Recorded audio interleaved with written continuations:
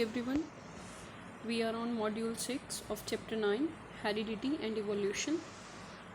Today we are going to learn about variations and the role of variation in the survival of the organism.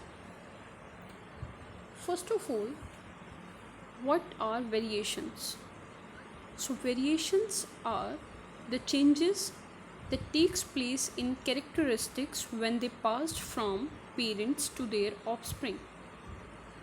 As you know, the process of DNA copying takes place to transfer characters from the parents to the offspring. So no two biochemical reaction can be 100% accurate. So there may be chances of error, and these changes in the sequence of DNA introduce changes in the characteristics of the offspring. That's why, except identical twins, no two individual completely resembles with each other. So variations may or may not help organisms to survive. Some variations help organisms to survive. In your NCERT book, you have seen a very beautiful diagram of green beetles and red beetles and blue beetles. So there are some beetles living in green bushes. They increase their number by reproduction.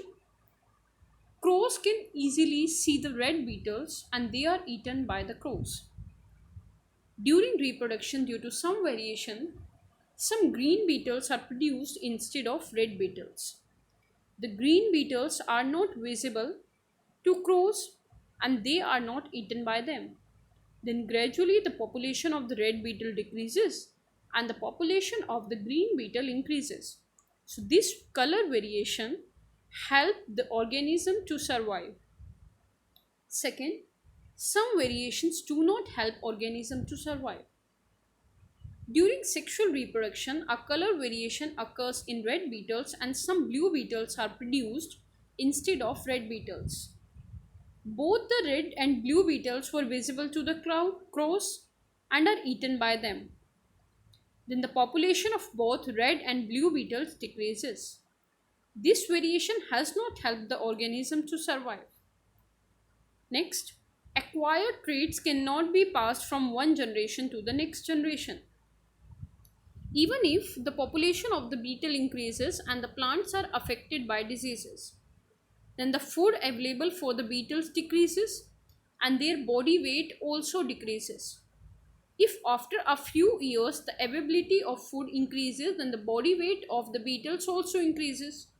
Thus, acquired traits cannot be passed from one generation to the next because there is no change in their genetic composition.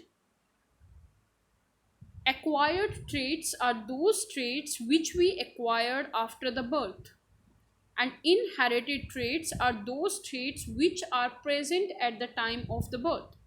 Suppose we go to the gym daily and we have six-pack abs, but that six-pack abs or muscles do not get passed from parents to the offspring.